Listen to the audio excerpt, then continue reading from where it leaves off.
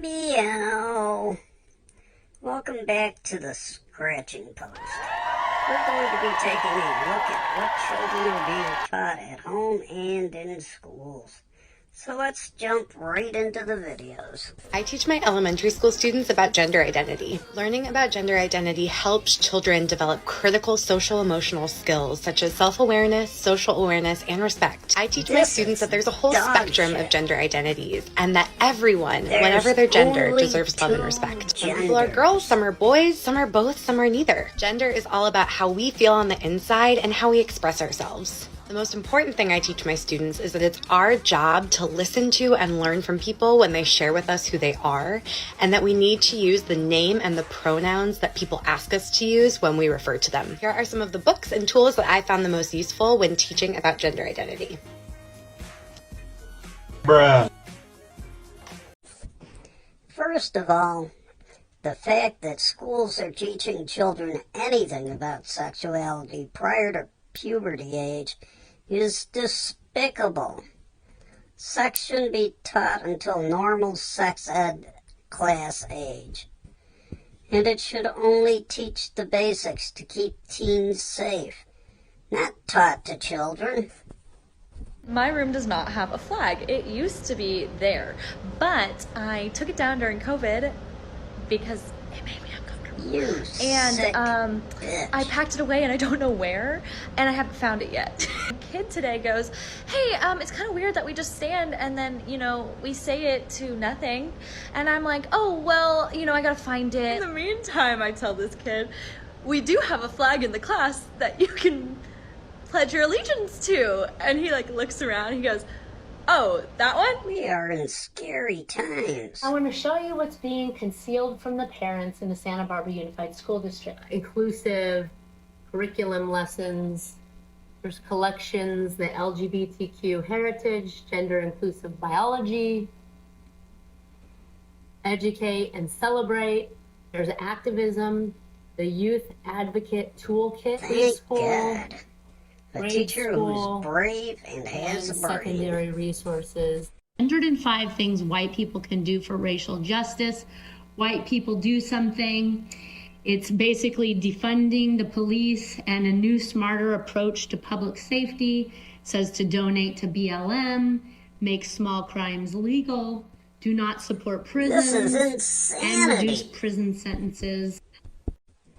You know what really sharpens my claws? The fact that there's curriculums in place that program children, even as young as preschool age, to be racist and to question their genders and sexuality is disgusting. Children aren't able to grasp these concepts, and even when they become teens, it'll lead to confusion and potentially anger. It's not a good mix. The hips on the drag queen go swish, swish, swish all through the town. Well, today we're here for Drag Story Time on behalf of St. John's Pride and Quadrangle to read some wonderful little children's books to the little children to help celebrate, Stay away from diversity children.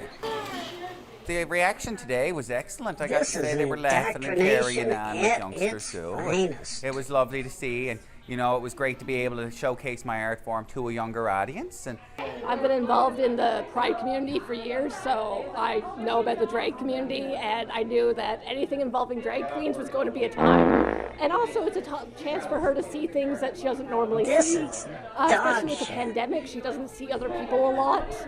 So it's a good chance to just see other kids.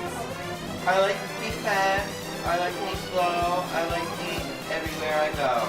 Oh, it went great. There was a great turnout. It was full capacity, so yeah. And the children loved it. We had such fun with them, didn't we?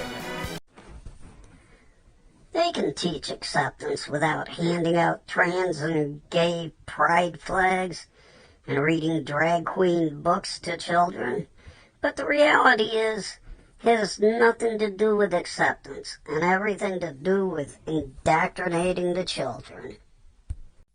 You are such an awesome mom for bringing your kid out to a family-friendly drag show, ladies and gentlemen. Stay away from children. You sick bitch. Disgusting. Dry humping in front of children? Confused yet? A bunch of goddamn pedophiles? This is creepy. Can I ask you a question? Do you find this to be age appropriate for your children? Yeah, I mean, I'm a little more, I'm not as conservative, but I mean, really, it's not any different than, I mean, Disney, they have That's what you similar are. things. Like, it's really not that far from it. I had sex with my father's boss in my father's office. Honestly, like, I'm body positive. Parents should be punished for this. Do you find this to be age appropriate for children? Do I find this to be age appropriate? Yeah. For my child, yeah. Yeah. Oh, you're reaching for my If teenager. you enjoy Do you mind child asking how old she abuse, is? She's 12. it is. Uh-huh. Disgusting creatures, get out of my sight. I mean, she doesn't see sex. Yeah, well, I mean, she kind of sees simulated sex in the show. She goes to school. She sees simulated sex all the time. People have lost their fucking minds if they think this is okay for children to see. These parents say drag queen shows are comparable to Disney. Well, maybe because everything is becoming sexualized, even shows for children. Since when did child abuse become normalized? Because that's exactly what this is, a form of child abuse. Hey, how you doing? So can you just tell us why are you out here protesting today? I'm here because drag is not for kids. Exactly. We have over here an event, Drag Queen Story Hour for 6 to 11 years old. Drag Queen is adult entertainment. It's about sexualized performance. It's about cross-sex dressing. It's about a fetish, and none of it should be available for children. They're reading them the kids books about gender ideology, confusing them and leading them down this destructive path of gender dysphoria and gender ideology, and that girls can be boys and boys can be girls, and it's all a lie.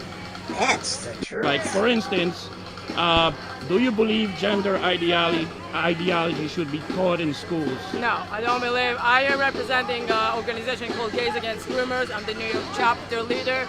Gays Against Groomers is a coalition of gays and lesbians who are standing up against the sexualization, indoctrination of children under the guise of LGBT. What is happening, the reason they're teaching these children about gender ideology is because they're trying to normalize pedophilia and using us as shields. I don't think that there's any room for teaching gender ideology at school. It should be parents, but there's no room for school to teach us. School is about teaching English and math, not about being gay. Thank you so much. Drag is not for gay! Never will be! Drag is not for gay! Never will be! Drag is not for gay! I support their movement. It's good to see members of the LGBTQ stand up against the ones that are grooming children.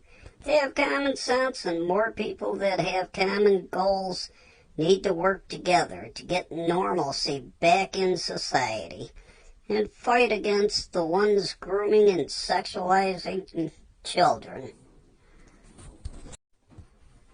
That's it for today. Thanks for watching. Please like and subscribe. And drop a comment down below on how you think we should stop the madness. This has been another episode of The Scratching Post. I'm your host, Alex, signing off. Meow. Meow, meow, meow.